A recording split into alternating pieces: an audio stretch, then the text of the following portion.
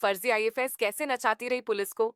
नोएडा के एसएसपी वैभव कृष्ण अपने ऑफिस में बैठे थे। वह एसपी देहात विनीत जायसवाल के साथ अपराधों की रोकथाम के सिलसिले में बैठक कर रहे थे।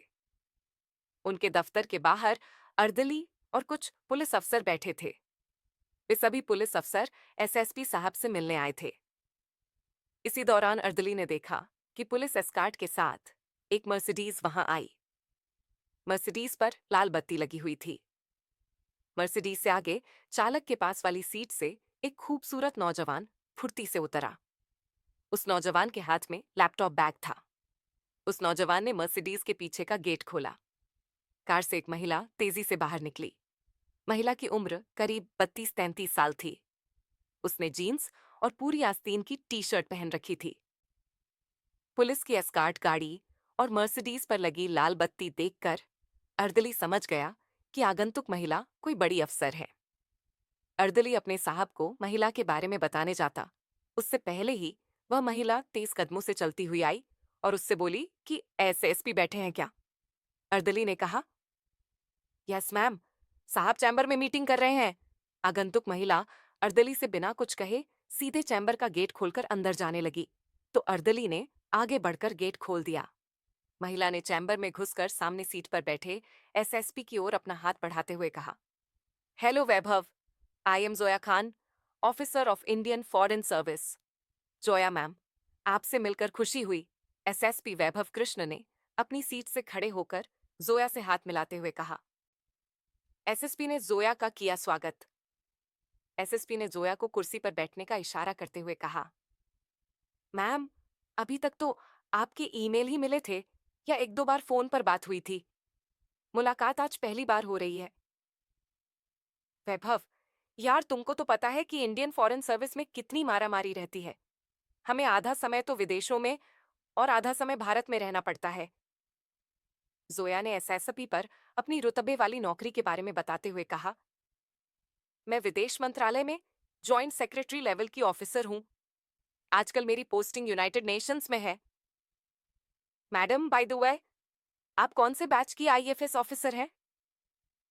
पास ही दूसरी कुर्सी पर बैठे एसपी देहात विनीत जायसवाल ने जोया से पूछा। जोया ने एसपी देहात की ओर नजर उठाकर देखा, फिर उनकी वर्दी पर लगा आईपीएस का बैज देखकर संक्षिप्त सा जवाब दिया, 2007 बैच। विनीत, आप भी यार हर जगह पुलिस की अपनी इंक्वायरी शुरू कर देते हो। एसएसपी वैभव कृष्ण ने अपने साथी एसपी देहात से कहा। फिर जोया खान की ओर मुखातिब होकर बोले, मैडम, क्या लेंगी, चाय कॉफी या ठंडा?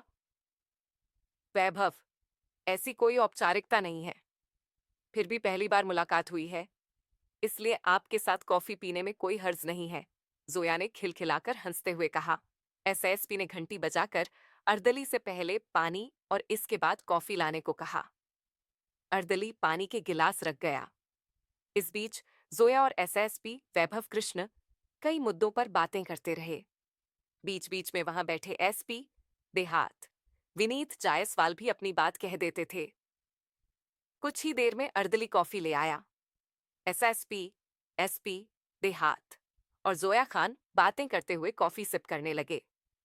कॉफी पीते हुए जोया ने एसएसपी से कहा, वैभव, मेरी गाड़ी में तोड़फोड़ हो गई थी। इसकी रिपोर्ट भी मैंने बिसरख थाने में दर्ज करा दी थी, लेकिन आपकी पुलिस ने अब तक इस मामले में कोई कार्रवाई नहीं की। आप जरा एक बार अपने स्तर पर इस केस को दिखवाना। एसएसपी ने जोया को आश्वस्त करते हुए कहा, मैडम, मैं इस केस को दिखवा लूंगा। जोया ने कॉफी की आखिरी सिप लेते हुए कप खाली किया और कुर्सी से उठते हुए एसएसपी से कहा, वैभव, आपसे पहली मुलाकात अच्छी रही। एसएसपी वैभव कृष्ण ने अपनी कुर्सी से खड़े होकर जोया से हाथ मिलाते हुए कहा, nice to meet you. Zoya SSP से मिलकर तेजी से उनके चैम्बर से बाहर निकली और फुर्ती से अपनी गाड़ी के पास पहुंची। वहां पहले से ही लैपटॉप बैग लिए खड़े नौजवान ने तेजी से आगे बढ़कर गाड़ी का पीछे का गेट खोल दिया। जोया बैठ गई तो उसकी गाड़ी सायरन बजाती चल रही पुलिस की एस्कॉर्ट गाड़ी के पीछे पीछे चली गई। जोया के जाने पर एसपी देहात विनीत जायसवाल ने एसएसपी साहब से कहा। सर, आप बुरा नहीं माने तो एक बात कहना चाहता हूं। एसपी देहात को जोया लगी संदिग्ध। एसएसपी वैभव ने एसपी देहात विनीत की ओर सवालिया नजरों से देखकर कहा। हाँ, बताओ क्या कहना चाहते हो। सर, मुझे जोया मोहतरमा पर शक है, एसपी देहात ने संदेह जताते हुए कहा। जोया मैडम खुद को 2007 बैच की इंडियन फॉरेन सर्विस की ऑफिसर बता रही हैं और उनकी उम्र करीब 32-33 साल लगती है। इसका मतलब क्या, वे 20 से 21 साल की उम्र में ही आईएफएस ऑफिसर बन गईं? विनीत, मुझे भी जोया के हाव भाव और बात करने का अंदाज देखकर संदेह हो रहा है। तुम्हारी बात में भी दम नजर आता है, एसएसपी ने कहा। मैं जोया खान की असलियत का पता लगवा लेता हूं, सारी सच्चाई सामने आ जाएगी। एसएसपी वैभव कृष्ण ने उसी दिन अपने कुछ मातहतों को जोया खान की असलियत का पता लगाने का जिम्मा सौंप दिया। साथ ही उन्होंने साइबर एक्सपर्ट टीम को जोया खान के भेजे एक ईमेल की जांच करने को कहा। यह ईमेल जोया ने एसएसपी से मुलाकात से कुछ दिन पहले पुलिस एस्कॉर्ट उपलब्ध कराने के लिए भेजा था। साइबर एक्सपर्ट टीम ने जोया खान की ओर से भेजे ईमेल के संबंध में जांच की तो पता चला कि यूनाइटेड नेशंस की असली वेबसाइट ने के लिए डोमेन नेम की जांच कराई गई। इसमें पता चला कि जोया ने खुद अपने लैपटॉप से बैंक अकाउंट के माध्यम से फ्लिपकार्ट नामक वेबसाइट खरीदकर उससे ईमेल बनाया था। इसके अलावा दूसरी पुलिस टीम को जोया खान के बारे में कई ऐसी बातें पता चलीं जिनसे यह बात पुख्ता हो रही थी कि जोया खान फर्जी आईएफएस अफसर बनकर घूमती है। सभी तरफ से जोया खान के बारे में फर्जी अफसर होने की पुष्टि होने पर नोएडा पुलिस ने जोया खान को हिरासत में लेकर पूछताछ की तो उसकी जालसाजी की सारी पोल खुल गई। पुलिस ने पूछताछ के बाद जोया खान और उसके पति हर्ष प्रताप सिंह को 4 अप्रैल को गिरफ्तार कर लिया। पुलिस ने जोया के पास से यूनाइटेड स्टेट्स डिपार्टमेंट का फर्जी diplomatic ID card, 2 laptop, pistol नुमा lighter gun, walkie talkie wireless set, 4 mobile phone, ATM card, PAN card, फर्जी ड्राइविंग लाइसेंस सहित यूएन का लोगो कच्ची मर्सिडीज कार और नीली बत्ती लगी एसयूवी महिंद्रा कार सहित कई अन्य सामान भी बरामद किए। जोया मूल रूप से उत्तर प्रदेश के मेरठ की रहने वाली है। मेरठ के कैंट इलाके में सदर बाजार स्थित तिवारी कंपाउंड में उसके पिता का आलीशान बंगला है। उसके पिता एक खान एमबीबीएस डॉक्टर हैं। उनका मेरठ के लालकुर्ती बड़ा बाजार में क्लिनिक है। जोया के पिता डॉक्टर ए खान की इस इलाके में अच्छी शोहरत है। डॉक्टरी के पेशे से उन्होंने अच्छी खासी कमाई भी की है। डॉक्टर ए के खान की 2 बेटियां हैं। बड़ी बेटी जोया ने मेरठ के प्रतिष्ठित स्कूल से प्रारंभिक पढ़ाई की थी। इसके बाद उसने दिल्ली से ग्रेजुएशन किया। दिल्ली यूनिवर्सिटी से जोया ने पॉलिटिकल साइंस में एमए किया। सन 2007 में वह दिल्ली में रहकर सिविल सर्विसेज परीक्षा की तैयारी करने लगी। इसके लिए उसने कोचिंग वगैरह भी की। बाद में उसने यूपीएसएससी की ओर से आयोजित सिविल सर्विसेज परीक्षा भी दी, लेकिन कामयाब नहीं हो सकी। करीब 6 से 7 साल पहले जोया ने एक बार मेरठ जाने पर अपनी मां को बताया था कि वह हर्ष प्रताप सिंह से शादी करेगी। इस पर पिता डॉक्टर खान व मां ने बेटी को हर्ष और उसके परिवार से मुलाकात कराने को कहा था, लेकिन जोया ने कभी उनसे मुलाकात नहीं कराई। जोया ने नवंबर 2013 में हर्ष प्रताप सिंह से कोर्ट मैरिज की थी। हर्ष प्रताप सिंह उस समय स्टेट बैंक ऑफ इंडिया में प्रोबेशनरी अफसर की नौकरी छोड़कर सिविल सर्विस परीक्षा की तैयारी कर रहा था। शादी के बाद हर्ष प्रताप सिंह ने सिविल सर्विस परीक्षा भी दी, लेकिन वह सफल नहीं हो सका। हर्ष प्रताप के पिता उत्तर प्रदेश में एक सरकारी विभाग में जॉइंट कमिश्नर हैं। जोया खान ने अच्छी खासी पढ़ाई की थी।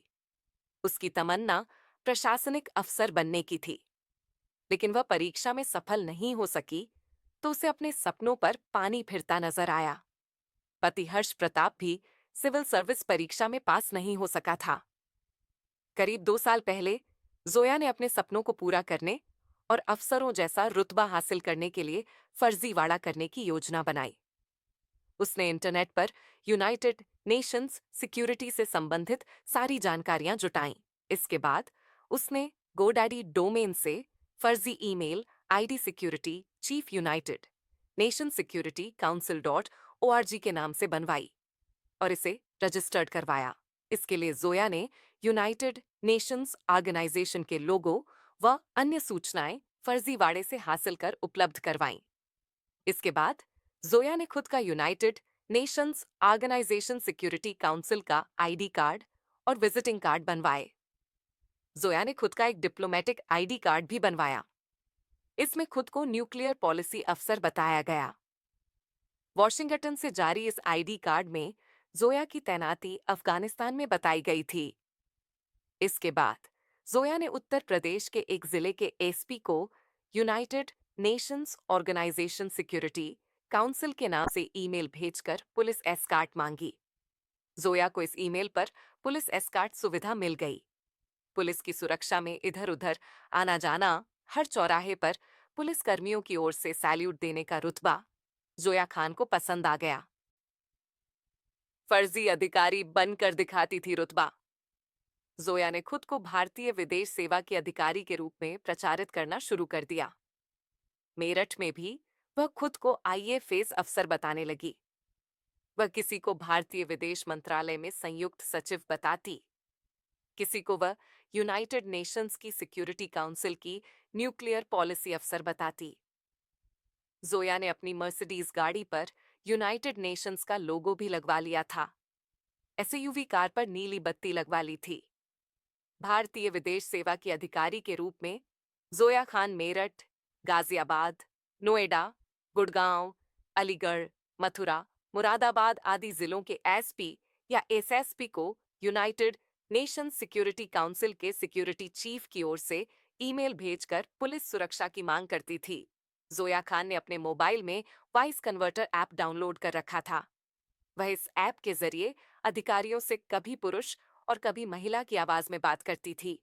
किसी जिले के एसपी या एसएसपी को ईमेल भेजने के बाद जोया खान उस अधिकारी को फोन करती और ऐप के जरिए आवाज बदलकर पुरुष की आवाज में कहती कि मैं विदेश मंत्रालय की जॉइंट सेक्रेटरी जोया खान का पीए बोल रहा हूं, मैडम आपसे बात करना चाहती हैं। इसके तुरंत बाद जोया खान महिला की आवाज में उस अधिकारी से बात करती। वह धारा प्रवाह अंग्रेजी बोलते हुए कई बार फोन पर अधिकारियों को फटकार भी देती थी। पत्नी जोया के रुतबे के इस खेल में पति हर्ष को भी मजा आने लगा था। जोया इस खेल में पति को साथ रखना चाहती थी, इसलिए दोनों ने मिलकर एक रास्ता निकाला। इसके मुताबिक जोया आईएफएस अधिकारी बनकर कार में पीछे की सीट पर बैठती थी और हर्ष उसका कमांडो बनकर कार चलाता था। हर्ष अपने पास लाइटर पिस्टल और वाकी टाकी रखता था। कार से उतरकर जोया जब किसी अधिकारी से मिलने जाती थी तो हर्ष उसका लैपटॉप और डायरी उठाकर चलता था। पुलिस की एस्कार्ट के सामने जोया और हर्ष किसी को यह जाहिर नहीं होने देते कि वे पति पत्नी हैं। इस दौरान हर्ष जोया को मैडम कहकर कहता था। अपनी पोल न खुल सके इसके लिए जोया अपनी कार चलाने के लिए किसी ड्राइवर को नहीं रखती थी। ड्राइवर को रखने से जोया का फर्जीवाड़ा उजागर हो सकता था, इसलिए जोया जब भी आईएफएस अफसर बनकर जाती तो हर्ष ही कार चलाता था। जोया अपने घर में भी किसी पुलिसकर्मी को नहीं आने देती थी। इस बीच जोया अपने पति हर्ष के साथ ग्रेटर नोएडा वेस्ट की प्रिस्टीन एवेन्यू सोसाइटी में फ्लैट लेकर रहने लगे। यह फ्लैट जोया ने 6,500 रुपए महीने किराए पर ले रखा था। इस सोसाइटी में भी जोया ने खुद को आईएफएस अफसर ही बता रखा था। जोया हर महीने मेरठ भी आती जाती रहती थी। मेरठ में भी जोया पुलिस एस्कार्ट लेती थी। इसके लिए वह पहले ही एसएसपी को यूनाइटेड नेशंस का ईमेल भेज देती थी। इसी 26 मार्च को भी जोया मेरठ गई थी और पुलिस सुरक्षा ली थी। इसी दिन वह मेरठ के एसएसपी नितिन तिवारी से भी मिली थी। वह विभिन्न जिलों के पुलिस अधिकारियों को फोन कर अपने निजी काम, किसी मुकदमे की पैरवी आदि के लिए कहती थी। सुरक्षा एजेंसियों ने की पूछताछ। इसी साल